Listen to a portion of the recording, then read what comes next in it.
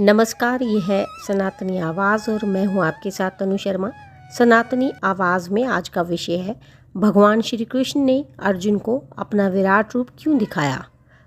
महाभारत के युद्ध के दौरान कुरुक्षेत्र में जब अर्जुन ने हथियार डाल दिए और युद्ध करने से इनकार कर दिया, तब श्री कृष्ण ने उन्हें गीता का उपदेश दिया। इसी दौरान उन्होंने अर्जुन को अपना विराट रूप दिखाया, लेकिन क्यों, आइए जानते हैं।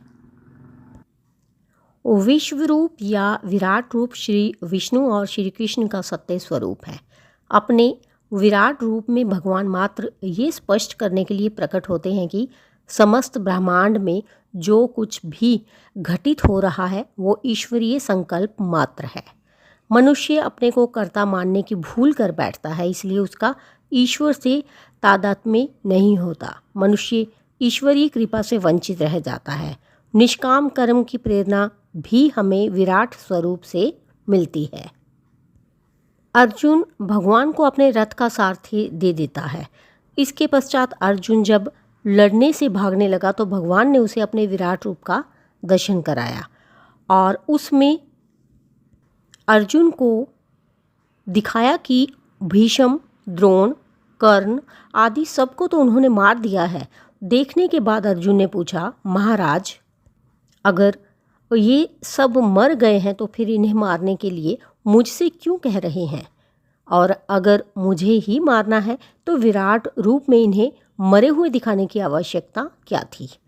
भगवान कृष्ण ने कहा, अर्जुन, अभी ये जो मरे हुए दिखाई दे रहे हैं वे तुम्हें अपनी आंखों से नहीं बल्कि मैंने जो अपनी आंखें दी हैं उनसे दिखाई दे रहे हैं।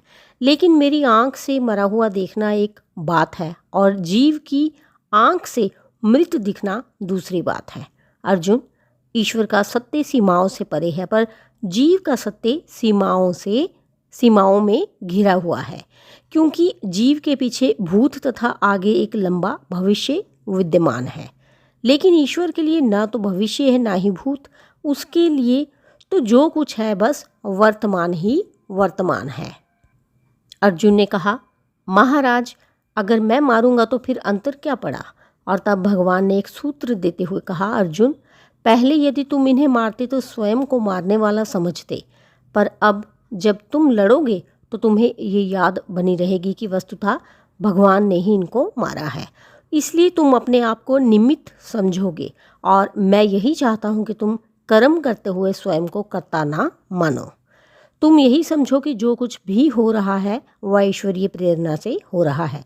तुम तो ईश्वर के एक यंत्र के रूप में कार्य कर रहे हो।